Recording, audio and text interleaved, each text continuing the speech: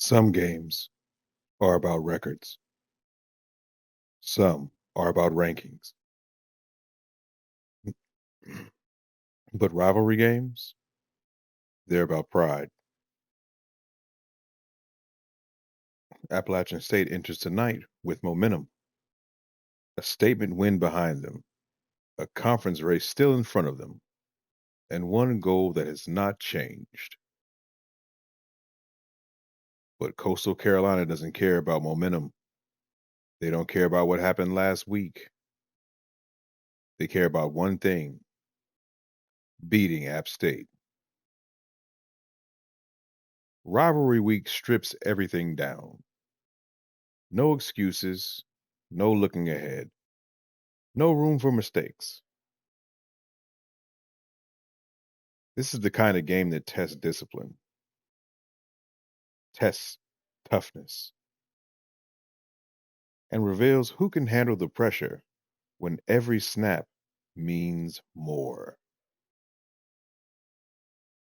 App State is 3-2. Coastal Carolina is waiting at home. And tonight, another chapter will be written. One team, one journey, one goal. This is the Odyssey, Chapter 6, Rivalry Week, Appalachian State versus Coastal Carolina. Earn every victory.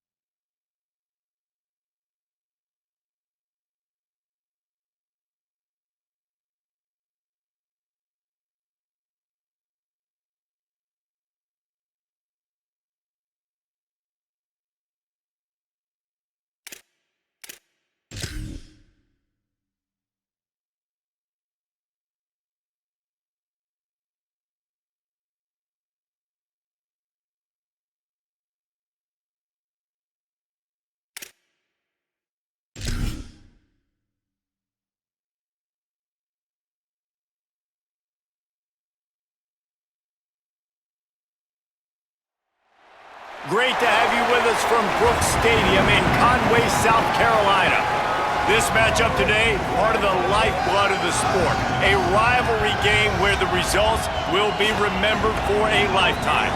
It's the Appalachian State Mountaineers and the Coastal Carolina Chanticleers. Alongside David Pollack and Jesse Palmer, I'm Reese Davis. Holly Rowe will be down on the sideline.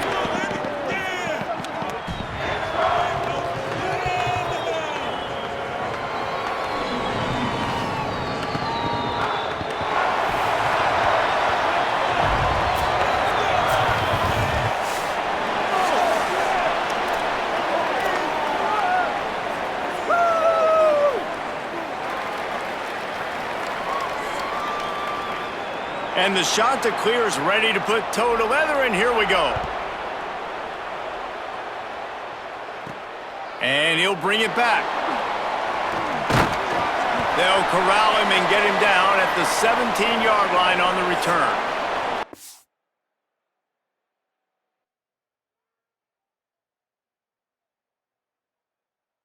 So the App State Mountaineers offense will have the first possession of the game.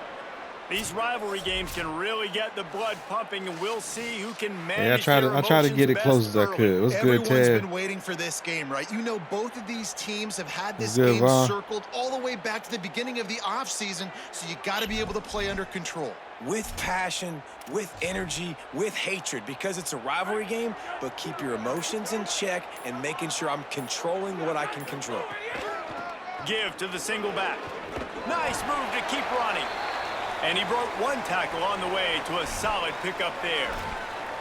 Well, it's plays like that that'll help this offense stay in rhythm all game long. If you can have that kind of success on first down running the football, it just opens up your entire playbook moving forward. Pocket breaking down. Got him for the sack. This defense turning up the intensity. Coming into the game, the defense talked about, man, they really wanted to get to this quarterback. Well, it didn't take long. 2 plays in, they get to him, and they get the sack. He'll be brought down at about the 18-yard line, not enough to move the sticks. And the Mountaineers line up to punt it away.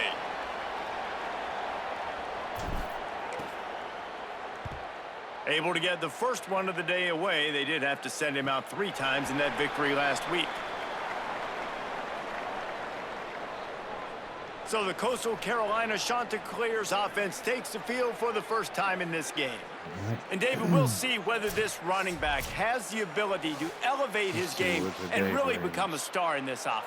Yeah, he's still developing. You know, I think when you watch him, you say, oh, he's still learning the vision and how to play the running back spot. And I think you leave him, Jesse, going, I want a little bit more. I want more consistency, more big plays so this offense can really take off. I think the coaching staff, I think the fans know for the future of this program, they need to upgrade at the position. They'll try to do that in recruiting or the portal. But for right now today, this guy has to be able to make plays when his opportunities show up. Halfway there on first down, it's 2nd and 5. Wide receiver comes in motion. Yeah, Coastal Carolina is the original stomping ground. It's complete to the left. And they'll stop him just short of the first down, just inches away from moving the sticks. The Chanticleers are facing 3rd and inches.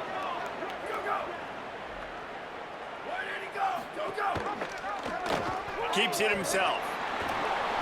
Finds some room. Wow. 20, 10. He is in. Touchdown, Coastal Carolina. And it feels good to land that first big punch against a rival, doesn't it?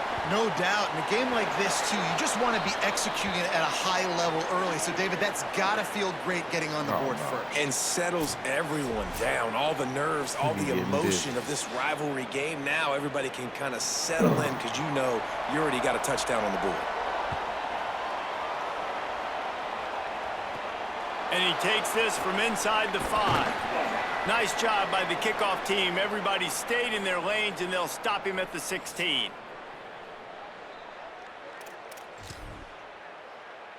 Here comes the Mountaineers offense to take the field and open this possession. They went 3 and out on their first possession, now to see if they can be more productive this time around. Able to pick up a couple before he's dragged down at the 19.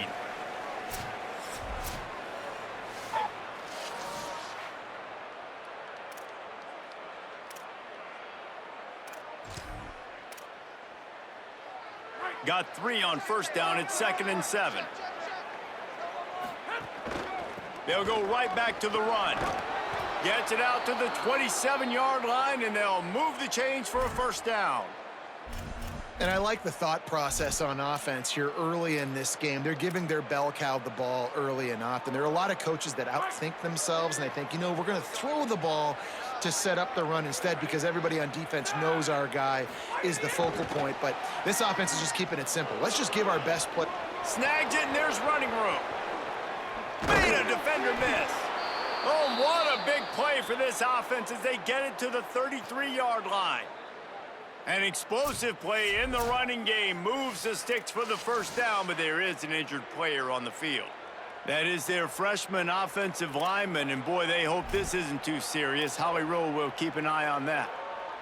The Mountaineers have it with a 1st and 10. They'll move the wide receiver. Using his legs, it's Lewis. Now, I know you two never faced off against each other in an actual rivalry game other than the Thanksgiving morning Turkey Bowl. But knowing you two the way I do and the way you know each other, Jesse, what would you have done to try to throw Pollock off a little bit on a stage like this? In our opening 10-play script, I would have had David Pollock cut blocked, maybe even double team high load, chop blocked on every single play early. Which is illegal. But that's fine. You know what? I guess in retaliation to that, we would have just roughed the passer over and over, taking the 15-yard penalty. That's what's fun about this, Reese. It's petty. It's sometimes it crosses the line of dirty, but that's why rivalries are so fun.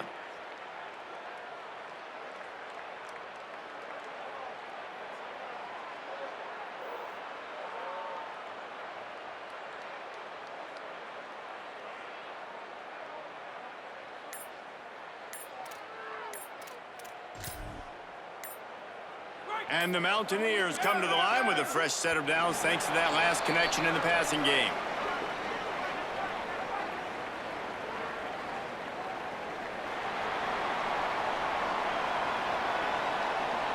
That is a completely avoidable penalty. The quarterback just went into brain lock and lost track of the play clock.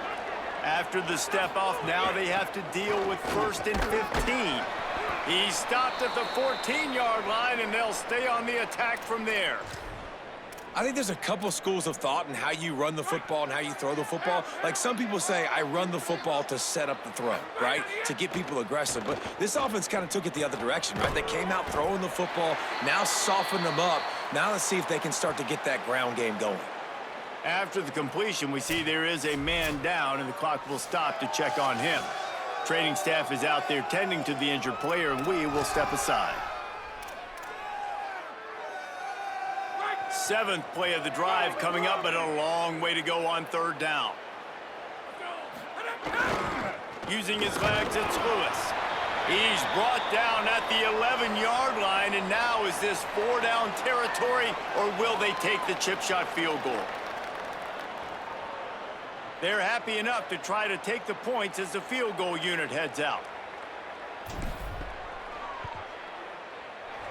Never a doubt. That'll bring him to within 4. Man, so many more times we're going to say, go for it, be aggressive. Nice to have a guy you can depend on, and you know you're putting 3 on the board. Nice kick, nice job. Here he comes from inside his own 5. Didn't find any crease in that kickoff coverage, and he'll be stopped at the 17. The shot to clear is now ready to go on offense. Off to a good start here, and back to work now with a 7-3 lead. From the gun, they'll try to impose their running game. Picks up the 1st down. And he's brought down after a nice gain. Defense is going to have their hands full trying to get this guy on the ground, man. He's got some serious moves once he has the ball in his hands. They're going to ride this running back. Nowhere to go on that one. It'll bring up 2nd and 10.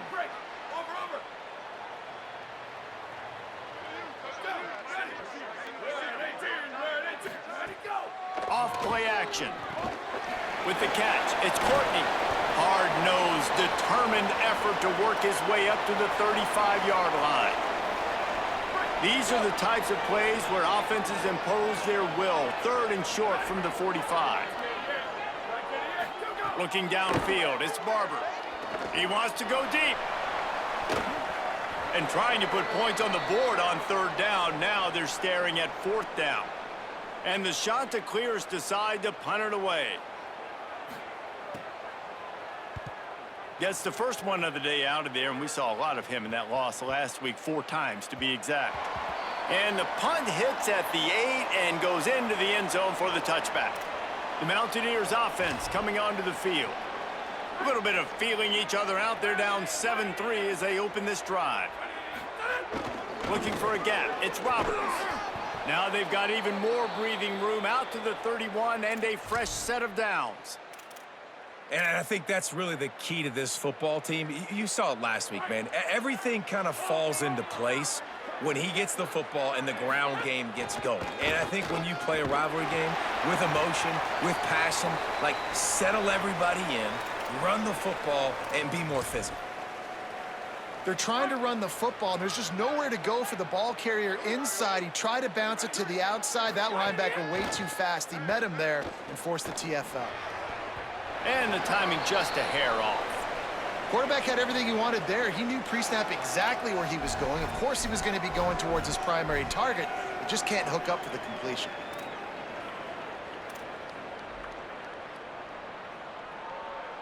Ball's at the 27. This offense facing a 3rd and long. Looking to throw, and he needs a chunk play. He wants to go deep. And that one's incomplete. They weren't just trying to move the chains. They were trying to move the scoreboard. Instead,